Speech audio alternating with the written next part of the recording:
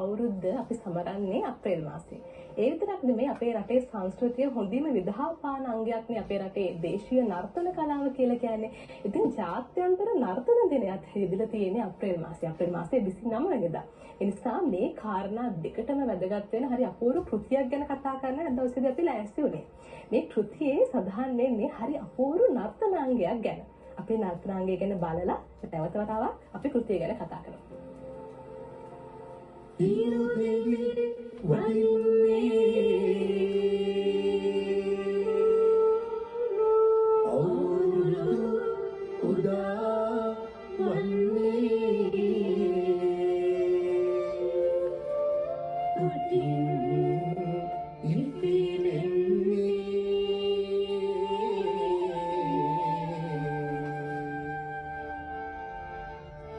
bakmage Asiriya vidinne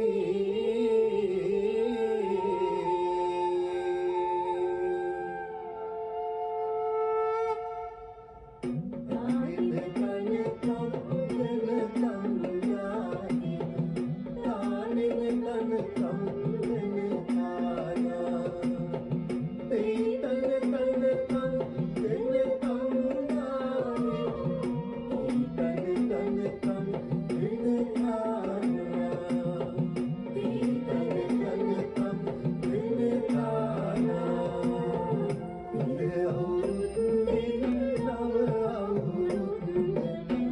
Vasant mangal Bakma se siri asiri balan Urdu kumara urete valini Urdu kumara urete valini Taane tane kamdana kamdani Taane tane kamdana kaya Tei tane tane kamdana kamdani Tane tane kamdana kaya Tei tane tane kamdana kaya Nishya shavaya vitunaya kataya Sinaya kannata lagavini Tulada rukshika danu lesa makare Avasana umra soyayamini Avasana umra soyayamini Rashi vajayani surya devi Dina tunsiya yaki mahagavini Meena Rashi Sitinare Horaji Visharashi Rangaveni Visharashi Rangaveni Taane tane kamdana kamdani Taane tane kamdana kaya Tei tane tane kamdana kamdani Tane tane kamdana kaya Tei tane tane kamdana kaya Rabat sulang medin purnagani Semesit ekakul mahan sitin Surya mangal Nayemavai Sirakkan Jaya Vasarini Mulu Sirakkan Jaya Vasarini Atu kudu murava Adavan hubara Navasitu bili Taluna mubudini Aurukku siriyai Ululandiyakan Rashi vannani asirige venni Rashi vannani asirige venni Taane tane kamdana kamdani Taane tane kamdana kaya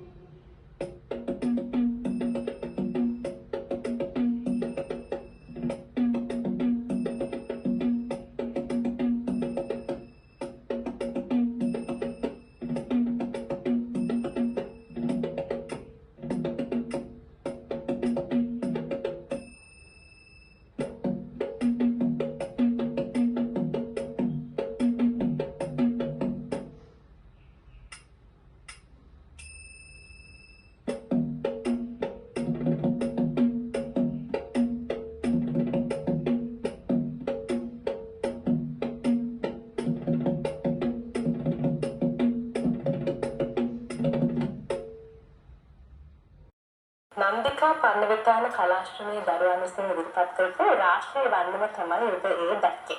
ඒකෙන් මේ රාष्ट्रीय වන්දන ගැන සඳහන් වෙන කෘතිය තමයි මගේ අතේ මේ තියෙන්නේ. රාष्ट्रीय වන්දන කෘතිය. අද අපි සුබරමයේ තවදුරටත් මේ පිළිබඳව වංශදී සාකච්ඡා කරන්න. ඒ වෙනුවෙන් අපිත් එකතු වෙනවා රෝහණ ජාතික අධ්‍යාපන විද්‍යාපීඨයේ සෞන්දර්ය කතිකාචාර්ය නන්දිකා පර්ණවිතාන මහත්මිය. බොහොම ගෞරවයෙන් පිළිගන්න ඔබතුමිය ආයිබෝන්. හොඳයි. राष्ट्रीय वंदन कृतिය තමයි මගේ අතේ මේ තියෙන පුතේ විසින් රචනා කරපු. මේ කෘතිය සඳහන් වෙන මේ රාष्ट्रीय වන්දන කියලා කියන්නේ මොකක්ද අත්තට? ඇත්තටම අපේ සංස්කෘතියේ හෙළයේ මහා මංගල්‍ය කියලා කියන්නේ සිංහල අලුත් අවුරුද්ද. ඉතින් සිංහල අලුත් අවුරුද්ද රාශි මොකක්ද මේ සිංහල අලුත් අවුරුද්ද කියන්නේ? සූර්යාගේ ආගමනය. නැත්නම් සූර්යාගේ උපන්දිනය කියලා කියනවා. මේ අලුත් අවුරුදු උත්සවය. විශේෂයෙන් අපේ ගැමි ජනතාව අපකොට පුරවගෙන හරි සතුටින් හිටපු අපේ ජනතාව නිදහස් කාලේ විශේෂයෙන් ජල කන්නේ අවකාශ වෙලා තවත් කන්නයකට සූදානම් වෙන කාල පරාසය තමයි පුරා මාසයක් අවුරුදු මාසේ බක් මාසේ නැත්නම් අවුරුද්දේ මාසේ නැත්නම් අවුරුද්දේ හිරිදී මාසය කියලා තමයි මේ අලුත් අවුරුද්ද හඳුන්වන්නේ. ඉතින් ඇත්තටම මේ සූර්යයා කොහොමද රාශීන් වටා ගමන් කරන්නේ? රාශීන් 12ක් තියෙනවා. මේ රාශීන් වටා මාසෙන් මාසෙ ඉඳිමින් සූර්යයා අවසානයේ දින 365ක් ගමන් කරලා අවසානයේ මීන රාශියෙන් මේෂ රාශියට ගමන් කිරීම තමයි අවුරුද්ද කියලා අපි හඳුන්වන්නේ. මෙන්න මේ පණිවිඩය මෙන්න මේ සංකල්පය තමයි මම රාශි වර්ණන තුළින් ගේන්න බලාපොරොත්තු වෙන්නේ. හොඳයි දැන් රාශි වර්ණන එහෙම නැත්නම් මේ රාශි වර්ණන කෘතිය මෙන්න මේ නිර්මාණ ක්‍රමය හරහා බලාපොරොත්තු වෙන අරමුණු තියෙනවා ඇති. මොනවද අරමුණු? ඇත්තටම අරමුණු ගත්තහම විශේෂ අරමුණු ගණනාවක් මාසතුයි මුලින්ම අරමුණ මම යොදන්නේ ඇත්තටම පහුගිය දින අප්‍රේල් 29 වෙනිදා ජාත්‍යන්තර ලෝක නර්තන දිනයට ඇතුණා. ඉතින් නර්තනය කියන්නේ මම මේ නන්දිකා පර්ණවිතාන කියන චරිතය නැත්නම් නර්තන කතිකාචාර්යවරිය මෙතෙන් දෙන්නේ නර්තනය කියන විෂයත් එක්ක. ඉතින් ඇත්තටම මගේ විෂයට මම ආදරේ. ඒ ආත්මීය ආදරය නිසා වෙන්න මට අවශ්‍ය වුණා නර්තන කලාවට මගෙන් යම් සේවයක් කරන්න. ඒක අරමුණ ඇතිව මම ඇත්තටම රුහුණ ජාතික අධ්‍යාපන විද්‍යාපීඨයේ ගුරු සිසුන් සම්බන්ධ කරගෙන විශේෂයෙන් අධ්‍යාපන විද්‍යාපීඨ පද්ධතිය තුළ ගුරුවරයා නිර්මාණශීලී ගුරුවරයෙක් කරන්න විශේෂයෙන් සමබර පෞරුෂයෙන් හෙබි ගුරුවරයෙක් නිර්මාණය කරොත් තමයි ළමා පරපුර නැත්නම් පාසල් පද්ධතිය තුළ ගුරුවරයා ඒක පාසලට අනුගත කරාම තමයි අර සමබර පෞරුෂයෙන් යුතු දරුවා නිර්මාණය වෙන්නේ. ඉතින් අපි මුලින්ම ඒකට ගුරුවරයා හදන්න ඕනේ. ඒක නිසා මම විද්‍යාපීඨය තුළ අපේ ගුරු සිසුන් සම්බන්ධ කරගනිමින් මෙන්න මේ නිර්මාණය අපේ විද්‍යාපීඨ පද්ධතිය තුළම ජාතික උත්සවයන් මතු කරනවා. ජාතික උත්සවයන් දරුවන්ට ඒ අත්දැකීම සජීවීව ලබා දෙන විශේෂයෙන් ගුරුවරුන්ට ඒක මොකද එයාලා අස්වැන්න තමයි ගිහිල්ලා වපුරවන්නේ බීජයන් තමයි වපුරවන්නේ පාසල් පද්ධතියට. ඉතින් ඔවුන්ට අත්දැකීම ලබා දෙන්න තමයි මේ අවුරුද්දේ අස්වැනිය මතු කරන්න මම රාශි වර්ණම නිර්මාණය කරන්නේ ගුරු සිසුන්ට මුලින්ම. ඉතින් ඒකත් එක්තරා අරමුණක් මගේ. තවත් එකක් තමයි අපි දන්නවා පාසල් පද්ධතිය තුළ ප්‍රාථමික විෂය මාලාවට පරිසරාශ්‍රිත ක්‍රියාකාරකම් විෂයේ ප්‍රාථමික විෂය මාලාවට තමයි මේ ජාතික උත්සවයේ ඉගෙන ගන්න දරුවන්ට අවස්ථාව දෙන්නේ. ඇත්තටම ගත්තම විශාල සංකල්පයක් මෙතන මතුවෙන්නේ. රාශියෙන් ගමන් කරනවා, අවුරුද්ද කියනවා, සූර්යයා කියනවා. මේ දේවල් දරුවන්ට ඒ අත්දැකීම දරුවා හොඳින් ග්‍රහණය කරගන්න හොඳ අවස්ථාවක් තමයි මේ වගේ වන්නමකින්. මොකද මේකෙන් මතුවෙන මොකක්ද අවුරුද්ද කියලා කියන්නේ? අවුරුද්දෙන් පස්සේ තියෙන පරයාසයන් මොනවද? කොහොමද? බරහඬ නේද? මිනිස්සුන්ගේ සිතුවිලි වල නම්‍යතාවය, නවතාවය, අලුත් පැතුම් මේ සියල්ල මතු කරන සංකල්පයන් ලස්සනට දෙන තැනක් තමයි රාශි වන්නම කියලා කියන්නේ. ඉතින් ඒ දේ දරුවන්ට ග්‍රහණය කරගන්න පහසු මේ වගේ නිර්මාණ කරා. මොකද අපි දන්නවා දරුවෝ සෞන්දර්යයට ලැබී සෞන්දර්යයට ආසයි. ඉතින් ඉක්මනින් ග්‍රහණය කරගන්න හොඳ තෝතැන්නක් තමයි මම හිතන්නේ රාශි වන්නම. ඒ අරමුණ ඇතුළත් මම මේ රාශි වන්නම විශේෂයෙන් ප්‍රාථමික දරුවන්ට ලබා දීමේ අරමුණ ඇතුළත් නිර්මාණය කරනවා. නන්දිකා මහත්තයා දැන් වන්නමකට පසුබිම් වෙන කතා පොතක් කියන අපි සාමාන්‍යයෙන් දන්න පරිදි දැන් රාශි වන්නමටත් තියෙන කතා පොතක් ඇතිම කැමති කියලා දැන්. ඔව් ඇත්තටම වන්නමක් කියලා කිව්වහම වන්නමට වන්නමින් කරන්නේ කිසියම් වර්ණනාවක්. දැන් රාශි වන්නමත් අපි මේ වර්ණනා කරන්නේ සූර්යයාගේ ගමන් විලාසය, අවුරුද්ද, ඒ සිතුවිලි. මේ එකම ඇත්තටම වන්නමක් ගත්තාම දැන් අපි හනුමා ගත්තාම හනුමා වන්නම වඳුරකගේ ගමන් විලාසය මතු කරන්, චර්යාරසාව මතු කරන්. නමුත් රාශි වන්නම තුළ මේ අවුරුද්දේ මේ හෙළයේ කලාමංගල්‍ය සියල්ල එක තැනකට එකතු කරලා තියෙනවා. ඒක තමයි ඇත්තටම මේ වන්නම අතර රාශි වන්නම විශේෂත්ව වෙන හේතුව.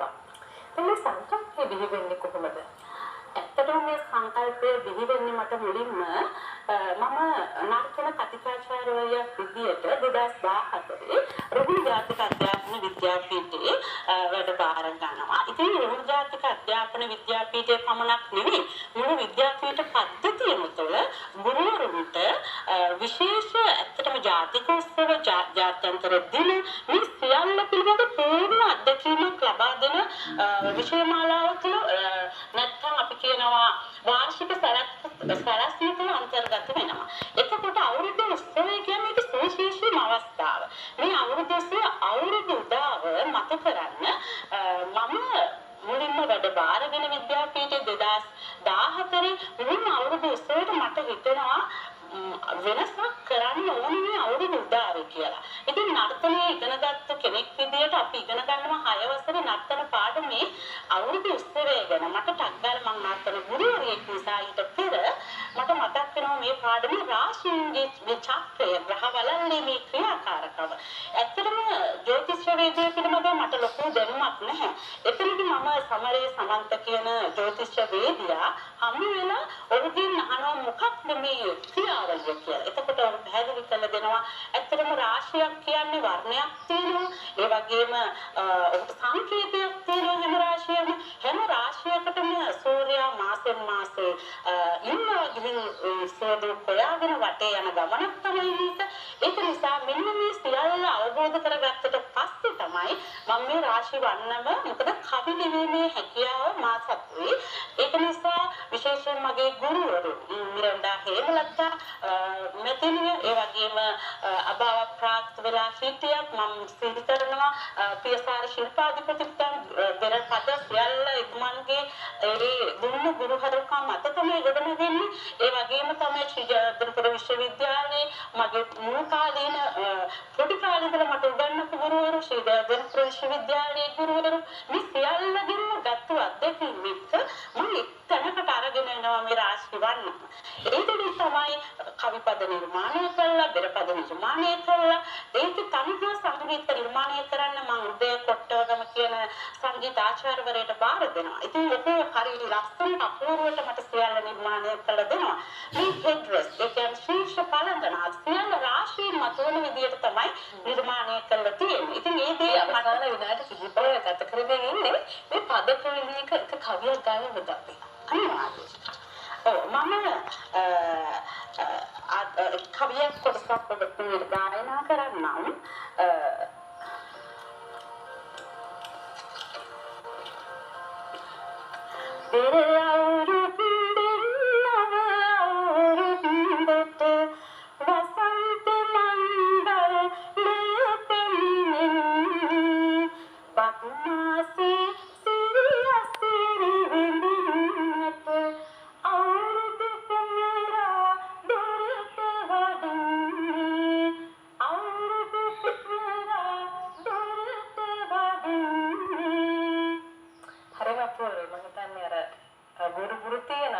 හැකියාව වගේම ලේඛන හැකියාවත් ඔබතුල ඉතාමත්ම හොඳින් පිළිట్లా තියෙනවා. රාශිය වන්න විතරක් නෙවෙයි තාත්තර අපෝරුපුරයක් කරන්නේ රාදාගේ තනිකම කියන්නේ අපිට තියෙන කාලයත් එක්ක සීමිත කාලයත් එක්ක ඉතාමත් කෙටියෙන් මේකටත් අපි යමක් කියනවා. ඇත්තටම කවි ලියන්න මම පුංචි කාලේ ඉඳලා ආසයි. ඒ නිසා වෙන්න විශේෂයෙන් අපිට නිදහසේ කාලය ගත කරන කාලයක් හම්බ වෙන ඒ කොරෝනා සමය. මම හිතන්නේ මතකයේ යලිත් අවදි කරොත් අපි රැකියාවලින් නිදහස් වෙලා ගෙදරට වෙලා ඉන්න කාලේ අර යට තියෙන සංගෝණු දේ නැවත මතුවෙනවා. ඉතින් ඒ අනුව තමයි ඒ කාලේදී තමයි මේකට මම ආරම්භ කරන්න පටන් ගන්නෙ. මේ රාගාදී තනිකම කෘතිය තුළ ඇත්තටම තියෙන මගේ සිතුවිලි බොහොමයක්ම. මොකද මගේ ජීවිතේ මගේ ගුරුවරු මම මතක් කරන්න ඕනේ. ඒ ගුරුවරු නිසා මම යම් තැනක ඉන්නවා නම් එතෙන්ට මම කොහොමද ළඟා වුනේ? ගුරු ගීතය කියලා මම ගීතයක් කියනවා. ඒකේ ගායනය කරන්නේ ජගත් වික්‍රමසිංහයන් විසින්. ඒක නාට්‍ය නිර්මාණය මම විසින් සිදු කරන්නේ. ඒක සමාජගත කරපු ගීතයක් බවට පත් වෙනවා. ඒ වගේම ගුරුවරයා අති ගුරුවරයා. මම විද්‍යාපීඨය තුල දකින්න ගුරු පුහුණුවේදී හමුවන මට ගුරුවරයා අතර ලොකු වෙනසක් තියෙනවා. ඉතින් මේ වෙනස්කම් තුලින් මේ විවිධ කවිමාල නිර්මාණය කරනවා මේ පොත තුළ. ඒ වගේම මගේ දරුවන් ලබන අත්දැකීම් ගුරුවරයා නිසා ඒ දේවල් මම මේ පොතට ඇතුළත් කරලා තියෙනවා. ඒ වගේම තමයි ජනශ්‍රුතිය. විශේෂයෙන් අපි ගත්ත ශ්‍රාවණා කියන්නේ කුමන චරිතයද? රාවණා තුළින් මතුවන කලා නිර්මාණ මොනවද? ඒ රාවණා චරිතය ගැන ඒ සියල්ල ගැන ජනශ්‍රුතිය ගැන මේ පොතේ කවි තුළ මම අන්තර්ගත කරලා තියෙනවා. ඉතා බොහෝ දෙනෙක් අපිට කතා කරන නමුත් කාලේ හරස් වෙන නිසා අපිට මේ සාකච්ඡා මෙතනින් නවත්තන්නට තියෙනවා. බොහොම ස්තුතියි නන්දිතා පන්විතර මහත්මිය අද දවසේ පිට එකතු වුණාට. තව තවත් මේ සංස්කෘතිය ඉදිරි පරපුරට පවරා දෙමින් මේ සෞන්දර්යය තුළ වටිනාකම් උන්ගේ ජීවිතයට තියෙන කරන ශක්තිය ධෛර්ය ලැබෙන්න කියලා අපි ප්‍රාර්ථනා කරනවා. හොඳයි නේද? හිතවතුනි අද දවසේදී අපේ සංගීතය හදන්නේ ඔබට සුබ දවසක් මේ ජීවිතයට ඉදිරියට.